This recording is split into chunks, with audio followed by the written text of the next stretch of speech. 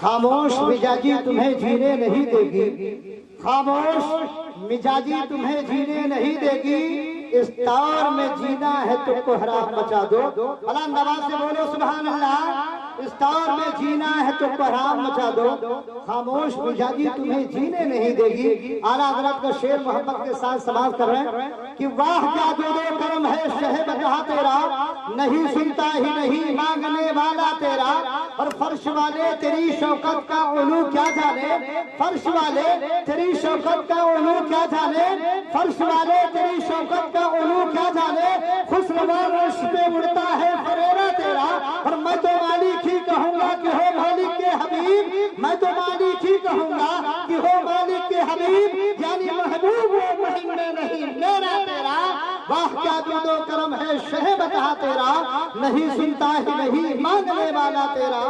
اب آئیے بلا تاخیر میں خطیب اہل سنت حضرت العلام حضرت حافظ قاری عتیق الرضا صاحب کی کو میں آواز دوں کہ وہ آئے اور اپنے خطاب نایاب سے ہم تمامی صابین کے دلوں کو منور مجلہ فرمائے۔ لیکن آئیے ہم اور آپ اپنے آنے والے مہمان کا استقبال نعرے تکبیر اور نعرے رسالت کے چھاؤں میں کریں اور اپنے ہاتھوں کو اٹھا کر نعرے کا جواب دیں۔ نعرہ تکبیر، نعرہ تکبیر، نعرہ رسالت، نعرہ جشن بقائی، جشن بقائی، بقائی دولہا، بقائی دولہا، نعرہ تکبیر، نعرہ رسالت۔ جمال گنبد خضرا کہاں سے لاؤ گے، نبی سے پھر کے اجالا کہاں سے لاؤ گے، تمام عمر پکارو اذان کعبے سے مگر بلا سالہدہ کہاں سے لاؤ گے، اور نبی کے دین پر مٹنے کی بات کرتے ہو، نبی کے دین پر مٹنے کی بات کرتے ہو، حسین جیسا کلیجہ کہاں سے لاؤ گے۔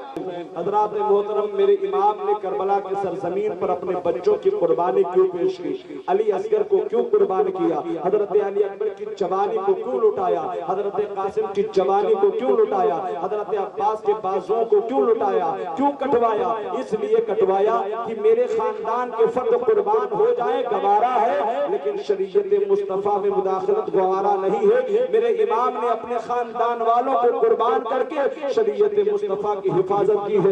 آج جو ہمارے دلوں میں عشق مصطفیٰ کا چراغ روشن ہے، یہ میرے امام کی دین ہے۔ اگر میرے امام نے کربلا کے میدان میں اپنی جانوں کی قربانی نہ پیش کی ہوتی، اپنے کنبے کو قربان نہ کیا ہوتا، تو آج ہمارا اور آپ کا وہ حال ہوتا کہ ہم اور آپ تصور کی دنیا میں بھی نہیں سوچ سکتے ہیں۔ اللہ اللہ، لیکن میرے امام نے کربلا کے سرزمین سے ہمیں اور آپ کو یہی پیغام دیا، اے میرے نانا جان کے امتیوں سنو سنو، میں کربلا کے میدان میں تیر و کفن کے سائے میں اپنی پیشانی کو رب کی بارگاہ میں جھکا کر بتا رہا ہوں کہ اے میرے نانا جان کے امتیوں، کوئی بھی پریشانی آ جائے، کوئی بھی غم آ جائے، ہر حال میں تم نمازوں کی پابندی کرتے رہنا۔ لیکن آج دیکھا جا رہا ہے ہم اور آپ امام حسین کے نام کا نعرہ تو لگاتے ہیں، کوئی کہتا ہے حسین زندہ باد، کوئی کہتا ہے یا حسین، لیکن میں آپ سے پوچھنا چاہتا ہوں اے دوردہ کے سنی صحیح العقیدہ مسلمان بھائیوں، اپنے گریبان میں جھانکو، اور جھانکنے کے بعد اپنے دل سے پوچھو، ہاتھ رکھو اور دل سے پوچھو، تمہارا کردار حسین اعظم کے کردار پر ہے کہ نہیں ہے؟ تمہارا کردار حسین اعظم کے کردار پر ہوتا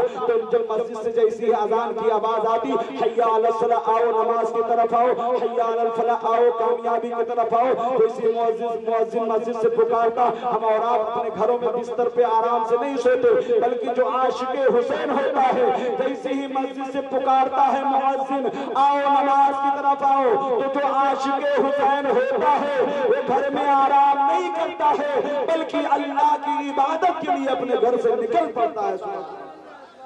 ہمیں اور آپ کو ضرورت ہے، ماشاءاللہ آپ کو ضرورت ہے کردار امام حسین پہ عمل کرنے کی۔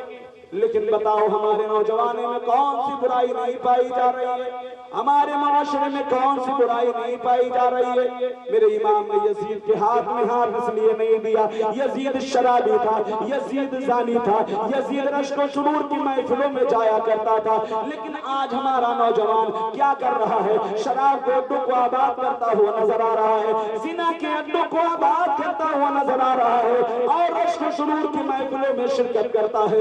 آج ذکر امام حسین کی محفل جب سجائی گئی، قرآن مقدسہ کی تلاوت ہوئی، بار بار آپ کو بلایا جا رہا تھا، آؤ ذکر امام حسین میں بیٹھو، تمہارے قسمت کی معراج ہو جائے گی، تمہاری زندگی میں انقلاب پیدا ہو جائے گا، تمہارے ایمان میں تازگی پیدا ہو جائے گی۔ لیکن آپ کو بلایا جا رہا تھا، لیکن آپ بڑے ہی ادب و احترام کے ساتھ اپنے گھروں میں سو رہے تھے، آرام کر رہے تھے۔ بہت سارے لوگ آ گئے، بہت سارے لوگ ابھی روڈ پہ گھوم رہے ہیں، لیکن میں کہنا چاہتا ہوں تمہیں آج قربانی دینے کی ضرورت نہیں ہے، اپنے بچوں کی قربانی دینے کی ضرورت نہیں ہے، اپنے جانوں کی بازی لگانے کی ضرورت نہیں ہے، ضرورت ہے اپنے وقت کو قربان کر دیا کرو۔ جہاں اللہ اس کے رسول کا ذکر ہو فوراً وہاں پہنچ جایا کرو، جیسی نماز کا وقت ہو مسجد میں پہنچ جایا کرو۔ انشاءاللہ جب ہم کردار حسین میں عمل کریں گے تو انشاءاللہ ہم دنیا میں بھی کامیاب رہیں گے، آخرت میں بھی کامیاب رہیں گے۔ آج ہمارے اور آپ کے پاس ٹائم نہیں ہے، اور اللہ نے اسے ترقی دے دیا ہے، تو کہتا ہے ہمارے پاس ایک منٹ کا، ایک سیکنڈ کی بھی فرصت نہیں۔ لیکن اے لوگوں، حسین اعظم نے ہمارے اور آپ کی ایمان کی حفاظت کے لیے اپنے بچوں کی قربانی پیش کی۔ کس لیے پیش کی؟ کہ تاکہ میرے نانا جان کی امتیوں کی ایمان کی حفاظت ہو جائے۔ لیکن آج میں پوچھنا چاہتا ہوں، ہمارا اور آپ کا شریعت مصطفیٰ کے مطابق ہم اور آپ کتنی زندگی گزارتے ہیں؟ ہمارا چلنا شریعت کے حساب سے ہے کہ نہیں ہے؟ ہمارا کھانا پینا شریعت کے حساب سے ہے کہ نہیں ہے؟ اگر مسلمانوں کی بستی میں چلے جاؤ تو آج ہمارے شریعت کو جو نقصان پہنچ رہا ہے وہ کسی غیر مذہب کے ماننے والوں سے نہیں بلکہ اپنے ماننے والوں سے پہنچ رہا ہے۔ آج ہم اور آپ، میرے حسین نے کربلا کے میدان میں اپنے بچوں کو قربان کیا تھا تاکہ ہمارے نانا جان کو امتیوں کی ایمان کی حفاظت ہو جائے، لیکن آج ہم اور آپ اپنے ایمان کا جنازہ نکالتے ہوئے نظر آ رہے ہیں۔ سب سے زیادہ ہمارے معاشرے میں برائی پائی جا رہی ہے، وہ یہ ہے کہ ہم اور آپ غیبت کرتے ہوئے نظر آتے ہیں، ہم اور آپ چغل خوری کرتے ہوئے نظر آتے ہیں۔ اے لوگوں، اگر تمہارا کردار حسین اعظم کے کردار پہ ہوتا تو یقیناً آپ قرآن پہ بھی عمل کرتے۔ جب قرآن پہ عمل کرتے تو قرآن میں یہ ذکر کیا گیا ہے، اللہ رب العزت قرآن مقدس میں ارشاد فرماتا ہے وَلَا يَغْتَبْ بَعْضُكُمْ بَعْضًا أَيُحِبُّ أَحَدُكُمْ أَن يَأْكُلَ لَحْمَ أَخِيهِ۔ اللہ فرماتا ہے اے لوگوں، تم ایک دوسرے کی برائی نہ کیا کرو، ایک دوسرے کی غیبت نہ کیا کرو۔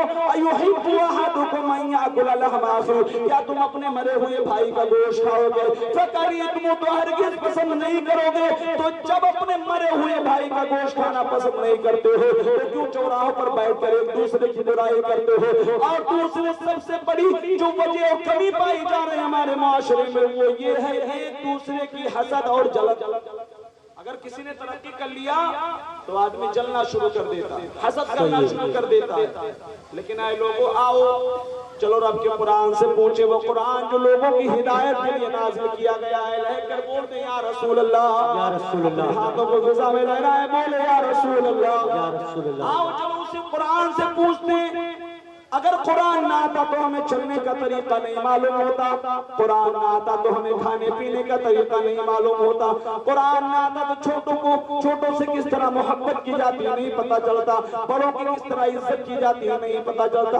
اگر قرآن نہ ہوتا تو ہماری زندگی نسل جانور ہوتی۔ آؤ چلو اسے قرآن سے پوچھتے ہیں، اے قرآن تو ہی فیصلہ فرما دے، یہ جو سامنے والا ترقی کر رہا ہے کیا اس میں اس کی کوئی قابلیت ہے؟ تو رب کا قرآن کہتا ہے نا اس میں اس کی کوئی قابلیت نہیں ہے۔ تو میں نے رب کے قرآن سے پوچھا، اے قرآن یہ جو غریب ہے، جس کے پاس دولت نہیں ہے، جس کے پاس ثروت نہیں ہے، جس کے پاس جو ہے روپیہ پیسہ نہیں ہے، جس کے پاس دولت کا مان نہیں ہے، کیا اس میں اس کا کوئی قصور ہے؟ تو قرآن کہتا ہے نہ دولت والے کی اس میں قابلیت شامل ہے، نہ اس میں غریب کی اس میں قصور شامل ہے، نہیں، بلکہ اللہ رب العزت قرآن میں ارشاد فرماتا ہے اللہ یبسط الرزق لمن یشاء، میں جسے چاہتا ہوں کم رزق دیا کرتا ہوں، ان اللہ یرزق من یشاء بغیر حساب، اللہ فرماتا ہے میں جسے چاہتا ہوں بغیر حساب و کتاب کے رزق سے نواز دیا کرتا ہوں۔ نعرہ تکبیر، نعرہ رسالت، نعرہ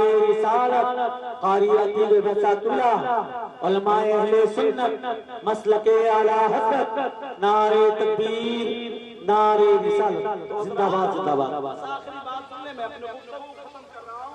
آخری بات سن لیں، تو اس میں جلنے کی بات نہیں ہے۔ اللہ اگر کسی کو دولت دے تو جلا نہ کیا کرو، بلکہ دعا کیا کرو، اے خالق کائنات، پاک پروردگار عالم، اے ساری دنیا کے نظام کو بنانے والے مولا، یہ جو سامنے والا بھائی ترقی کر رہا ہے، اسے اور دن دونی رات چوگنی ترقی عطا فرما۔ جب آپ اپنے بھائی کے لیے دعا فرماؤ گے، اللہ تمہیں بھی ترقیوں سے نوازے گا، اللہ تبارک و تعالیٰ تمہاری روزیوں میں برکت کرے گا۔